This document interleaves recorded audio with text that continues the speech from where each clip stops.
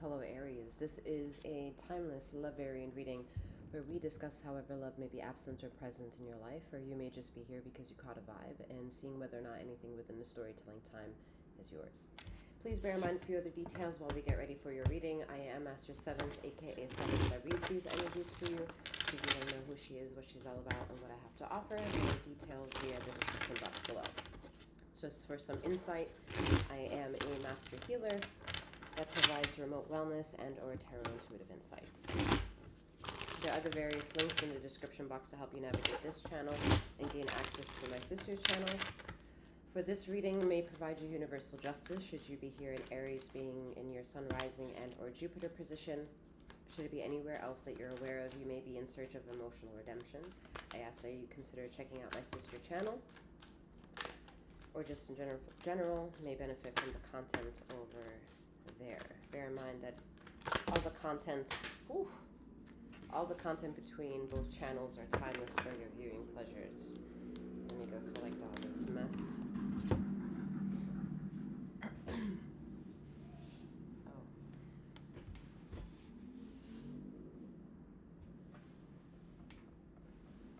Wow. Okay. I would say it's a slippery situation, but it's more like a tower feeling.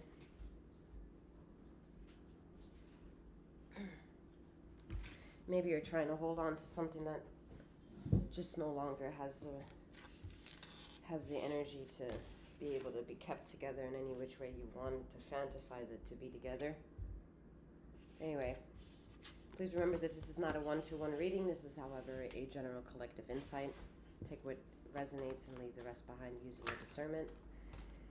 Yeah, it's a lot of heating energy. So far here we have the Chariot and the High Priestess. So those are the energies that are in charge for the cards more or less flailing around. And you're kind of like wanting to find yourself within this energy. It's a lot of nervous tension. It's almost as it's also like you're trying to explain something, but the words, it's like diarrhea of the mouth. Like you can't really formulate proper words. Lisping. A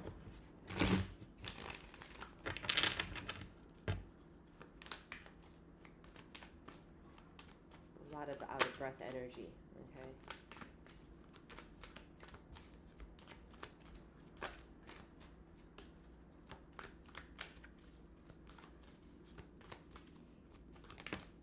There's some memories of the past coming together. A lot of like childhood recall kind of energy, you know, flashbacks, reminiscent times. Wanting to learn how to like drown out unnecessary noise and get to the truth of the situation.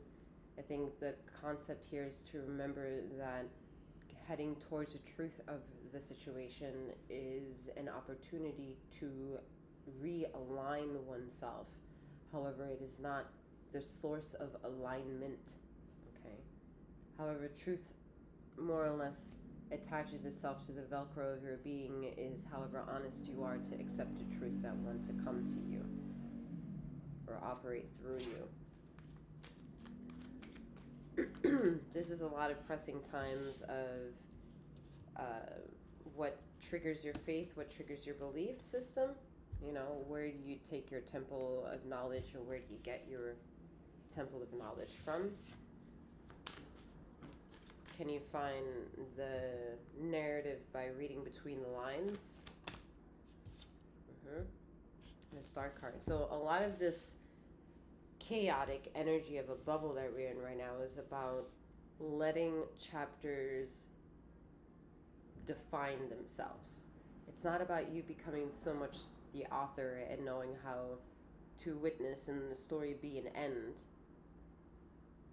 Just allowing to yourself to more or less begin, and then the journey of the chapter itself and however the chapter wants to tell its tale will go out into the ether in doing so. It's like you provide the droplet, and then as the droplet reaches the surface of becoming wholesome with everything else, it has the ripple effect of what it used to be and the power of what remains.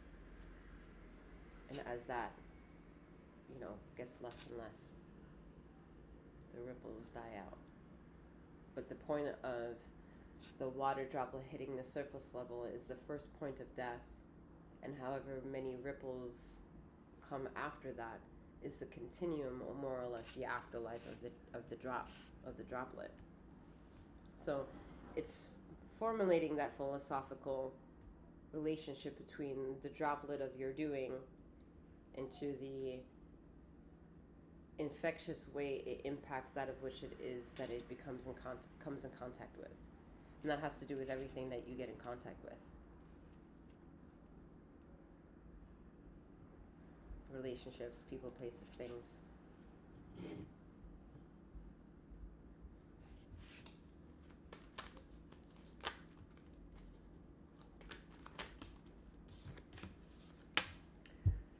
So 10-10 on the table, 10 of Pentacles, 10 of Wands. So whatever this may provide for you, this star card is taking the lead to show you more or less what you couldn't see in the beginning, but you felt it. You felt it in the fact that it's keeping you pushing, keeping you somewhat motivated, even if that motivation lies within anger. Anger is a motivator. And you've allowed, oh, look at that. Didn't even see these cards. Didn't flip them over. We have the Tower card. Okay, I told you that this is not more or less like a slippery situation. This is a Tower movement. Excuse me. So the journey between unfolding and allowing chapters to tell their own tales is to more or less get into relationship in letting the patterns close out for themselves whenever the pattern disintegrates into the ripple effect of time here. Okay. And in allowing those ripples to formulate in existence is sometimes a continuum of a narrative that you don't see, but it makes you feel confounded and bounded in something that you don't want to more or less be within. Sorry, I'm going to have to stop for a second. Being interrupted, phone call. All right, guys, sorry about that. So, guys, gals. All right, anyway, so to be in a Taoistic moment is something that is inevitable in ways that the only way that you can maybe have an inkling of or a notion that an inevitability is to come is to have some sort of relationship with your own personal intuition, because it's the only thing in that moment, within awkwardness, within space of time and existence and discovery, where we can have an inner dialogue of development happening without it being an immediate grasp of anyone else's jurisdiction of opinion to take away our ownership of our intuition. The difficulty about that is that when we are fragile souls who are adamant in allowing ourselves to be validated with something other than ourselves, is that we give the credit of the opinion too much attention, that we can then, we more or less may then develop somewhat of a unhealthy relationship within our intuition, because that's where we try to figure out what type of language and emotion our inner self can trust having to do with intuition. So when decisions in life are made and we are not sure if they were the quote-unquote right decision, or if decisions were made due to the consequences of other decisions or other variables, or wanting to gain control of something, or wanting to bypass or ignore or lie in order to protect something, if it's not in the highest vibration of what is, that's where that ambiguous inevitability of the Tower moment comes through. Where it's like, maybe the Tower moment exists and happens and you're like, okay, I'm not mad at it. I'm not mad at it unfolding the way it is. I may be angry and burdened and interrupted and annoyed and saddened. Yet more or less there's an irony about this that I can understand. And that's a higher set of wisdom to uphold, that there is an existence that is in charge of more or less the equilibrium the human existence has with everything else. And that is indicative to narrow in and appreciate and have some sort of relationship with, because that type of relationship with you that you have with it is how well you are with other people and their relationships and their so-called expectations and your own expectations and your standards and their standards, and the compromises and the loss of fear and development of new fear while there's new journeys, new adventures, and just a continuum. The majority of individuals don't want to go into life maybe blindsided, right? And they're contingent on, wanting to have fairness in life, and question maybe how to reach this fairness, or why is it that certain things that I desire aren't fair. And it all goes into questioning more or less the emotional self, more or less the existence of who you are with yourself, your relationship with others, and how beneficial they are for you, and vice versa. And if it makes you overall feel like a good person, with the Sun card. The journey of life, man. Yeah, the journey of life, the Wheel of Fortune.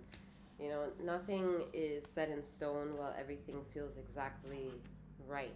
And while it feels right, it feels like this concept that if you try to pick at it and make it be exactly what it is, you're never really going to make it exact. You're never going to be able to really tell it how it is, while using that mysticism of never being exact as a motivator to be continuously to be perfect. Striving for perfection, knowing that you're imperfect. It's an exhilarating time for the majority of your particles of life and the relationships you have. Learning from those individuals that are around you, while you learn more and more about yourself and how to traverse life in the way that you want to define it, and how you want to be successful, how you want to be a better asset to relationships, which is fantastic. Yeah, but either way, that's all that I have for you at this time. I'm wishing you a wonderful morning, noon, or night, wherever you are in the ether of this time and space, and may you keep flowing, growing, and glowing. Take care.